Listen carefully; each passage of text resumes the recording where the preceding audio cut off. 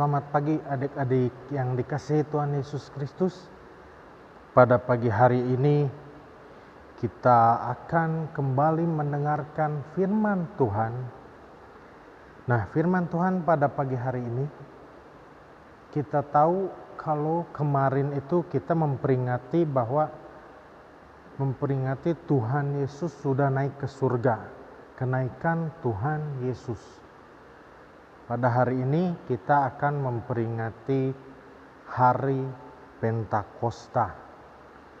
Pentakosta itu penta itu berarti 5. Itu hari ke-50 setelah Tuhan Yesus bangkit. Nah, adik-adik yang dikasihi Tuhan, firman Tuhan pada pagi hari ini akan dibawakan dalam Kisah Para Rasul 2 ayatnya yang pertama sampai ke ayat 13. Tapi kita akan bacakan dari ayat pertama sampai ayat yang kelima. Ketika tiba hari Pentakosta, semua orang percaya berkumpul di satu tempat.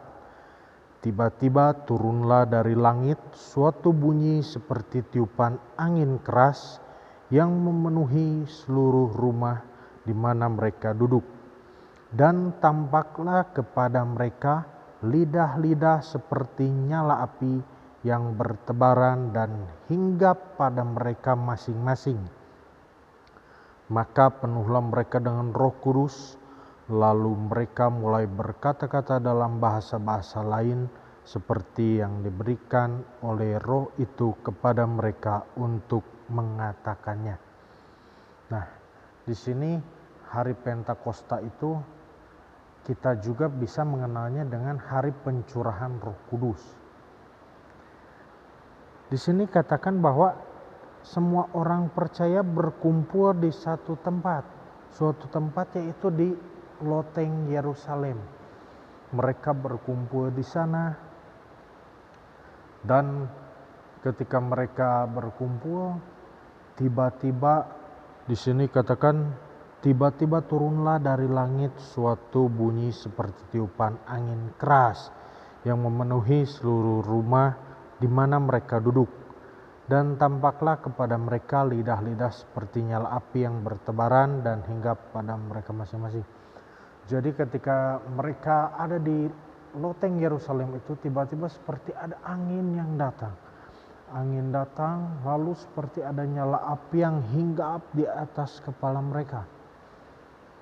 Lalu seketika itu juga mereka berbahasa roh. Mereka berbahasa dengan berbagai macam bahasa. Di situ mereka sudah dipenuhi oleh Roh Kudus. Apa itu Roh Kudus? Nah, adik-adik yang dikasihi Tuhan, Roh Kudus itu adalah yang Tuhan janjikan ketika Dia naik ke surga. Dia berkata bahwa aku akan mengirim penolong yang lain bagi kamu, yaitu Roh Kudus. Dia yang akan mengajar kamu, memimpin kamu. Jadi Roh Kudus itu fungsinya dalam hidup kita adalah mengajar, membimbing, memimpin. Roh Kudus menggantikan Tuhan Yesus. Jadi setiap adik-adik yang ada, biarlah kita dipenuhi oleh Roh Kudus. Supaya apa? Supaya kita hidup oleh roh, tidak hidup dengan daging. Ketika kita akan melakukan dosa, ketika kita akan berbuat dosa, Roh Kudus yang akan mengingatkan kita. Karena fungsi dari Roh Kudus juga yaitu mengingatkan kita supaya kita tidak melakukan hal-hal daging. Nah, coba kita buka dulu dalam Kisah Para Rasul 1 ayatnya yang ke-8. Kisah Para Rasul 1 ayatnya yang ke-8 di sini katakan, tetapi kamu akan menerima kuasa kalau Roh Kudus turun ke atas kamu, dan kamu akan menjadi saksiku di Yerusalem dan di seluruh Yudea dan Samaria dan sampai ke ujung bumi. Nah, di sini katakan kamu akan menerima kuasa kalau Roh Kudus turun ke atas kamu. Dan kita semua akan menjadi saksinya Tuhan dimanapun kita berada. Jadi adik-adik semua yang dikasihi Tuhan, Tuhan sudah menjanjikan kepada kita bahwa kita akan menerima kuasa apabila Roh Kudus sudah ada di dalam hati kita, sudah ada di dalam diri kita. Nah, jadi pencurahan Roh Kudus ini bukan seketika itu juga, tetapi sudah dibuatkan di perjanjian lama. Nah, adik-adik yang dikasihi Tuhan, marilah kita, kalau misalnya kita yang belum dipenuhi oleh Roh Kudus, minta sama Tuhan, minta supaya kita bisa dipenuhi oleh Roh Kudus. Karena dikatakan di dalam Yohanes 14 ayatnya yang ke-26. Yohanes 14 ayatnya yang ke-26, kita baca dari ayat 25. Semuanya itu kukatakan kepadamu selagi aku berada bersama-sama dengan kamu, tetapi penghibur, yaitu Roh Kudus, yang akan diutus oleh Bapa dalam namaku, Dialah yang akan mengajarkan segala sesuatu kepadamu dan akan mengingatkan kamu akan semua yang telah kukatakan kepadamu. Jadi Roh Kudus juga fungsinya akan mengingatkan apa yang Tuhan Yesus katakan kepada kita. Perintah-perintah yang Tuhan sudah berikan kepada kita. Itulah fungsi Roh Kudus di dalam kehidupan kita.